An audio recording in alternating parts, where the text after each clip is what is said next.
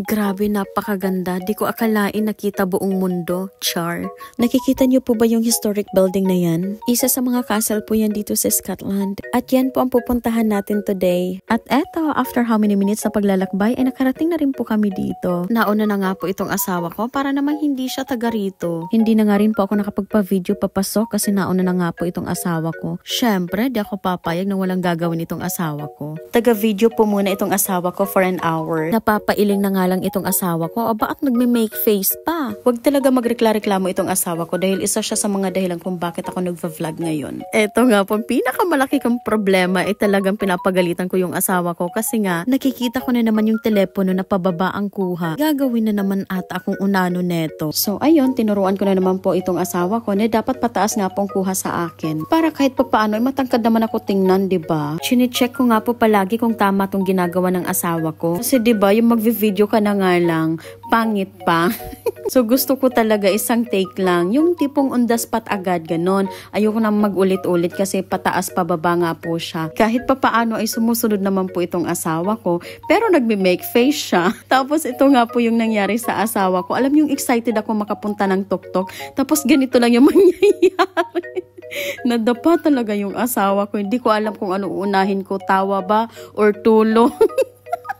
Hindi na nga ako masyadong tumawa dyan kasi syempre baka ma-offend. Imbis na okay kami pumunta dito ay magkaaway kami pagbalik ng bahay. Anyway, tapos na po ang ating patalastas. Char. So ayun, nakarating na nga po tayo sa loob at yan po ay deep well. Tapos meron po ditong maliit na butas. Pero feeling ko malaking bagay to para sa mga kalaban. Char, kalaban talaga. Syempre hindi ko naman talaga sigurado kung para saan yan. Ito naman po yung itsura niya sa loob at hanggang sa labas, kung makikita niyo po ay talagang overlooking po siya. Kita po talaga dyan yung England, Scotland, kaya po tinatawag po nila itong watchdog of the eastern border. Noong mga sinaunang panahon, magkaaway po talaga yung mga English at Scottish. Lalaman agad nila pag may mga English na paparating. Talagang nagsisinda agad sila ng fire. Yun yung signal nila para ipaalam sa kalapit nilang lugar, tulad ng ibang castle, ibang tower. Alam niyo po bang 18th late century pa po ito napatayo itong castle na to? Fully built nga po ito ni William Campbell, the 3rd Earl of Marchmont. Siyempre hindi niyo siya kilala. Huwag kayong mag-alala, hindi ko rin siya kilala.